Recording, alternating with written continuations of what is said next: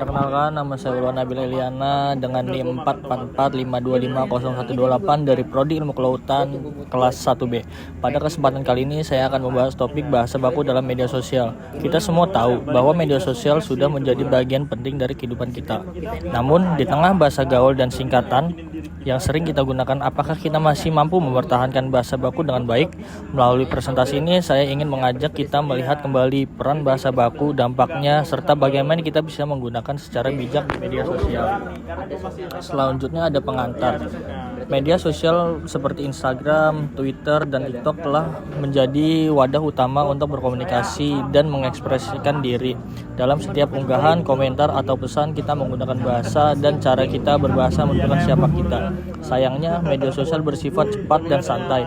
Banyak orang meninggalkan bahasa baku, padahal bahasa baku berperan penting dalam menjaga kualitas komunikasi, terutama bagi kita sebagai mahasiswa yang akan masuk ke dunia profesional.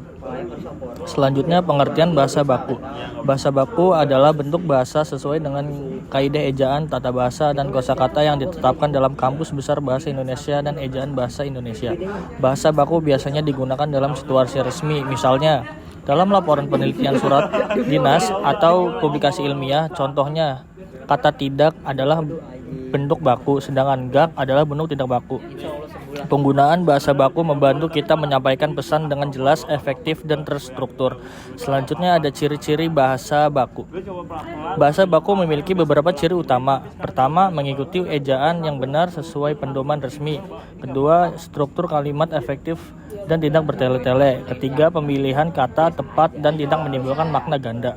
Dan keempat, tidak terpengaruh oleh bahasa daerah atau asing secara berlebihan. Dengan memahami ciri-ciri ini, kita lebih sadar dalam membedakan mana bahasa baku dan mana bahasa yang tidak baku. Selanjutnya, bahasa di media sosial. Media sosial memiliki karakteristik bahasa yang unik. Umumnya, penggunaan cenderung menggunakan bahasa yang lebih santai, singkat, dan ekspresif.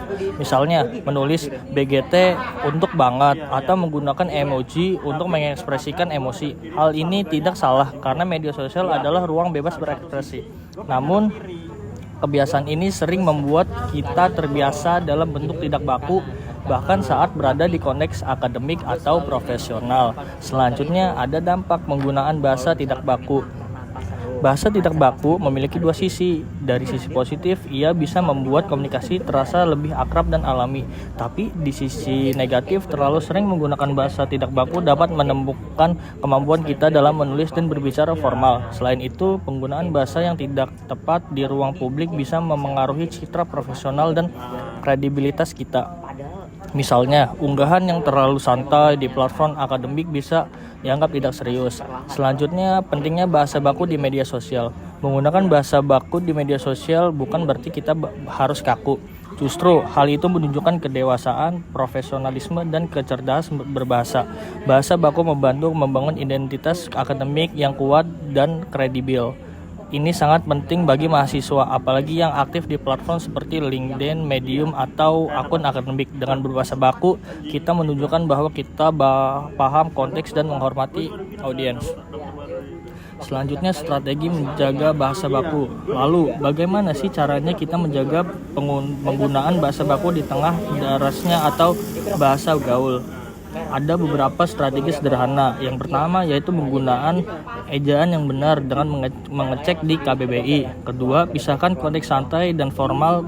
Kita boleh santai di chat pribadi tapi tetap sopan di ruang publik. Ketiga itu biasanya membaca tulisan resmi seperti artikel ilmiah, karena itu membantu memperkaya gaya bahasa kita. Keempat, memanfaatkan fitur koreksi otomatis atau aplikasi pengecekan bahasa. Intinya, kesadaran dan kebiasaan adalah kunci untuk menjaga bahasa baku tetap hidup di era digital. Selanjutnya, contoh perbandingan. Mari lihat contoh perbandingan berikut. Di media sosial kita mungkin menulis lagi ngerjain tugas banget nih, sedangkan dalam bahasa baku kita bisa tulis sedang mengerjakan tugas kuliah. Contoh lain, riset gue udah kelar nih, bisa diganti dengan penelitian saya sudah selesai. Perubahan sederhana seperti ini bisa membuat kita terlihat lebih sopan, profesional, dan tetap mudah dipahami. Yang terakhir adalah penutup. Sebagai penutup, mari kita ingat bahwa bahasa adalah cermin diri kita. Dari kita berbahasa menunjukkan cara kita berpikir dan menilai sesuatu. Menggunakan bahasa baku bukan berarti membatasi diri, tetapi menghargai nilai komunikasi yang baik. Apalagi sebagai mahasiswa, kita adalah calon intelektual yang akan menjadi penutupan dalam berbahasa. Jadi mari kita mulai dari hal kecil, menulis caption, komentar, dan pesan dengan lebih baik dan sesuai kaidah. Karena bijak berbahasa di dunia maya berarti bijak membangun citra diri. Terima kasih atas perhatian teman-teman, semoga bermanfaat.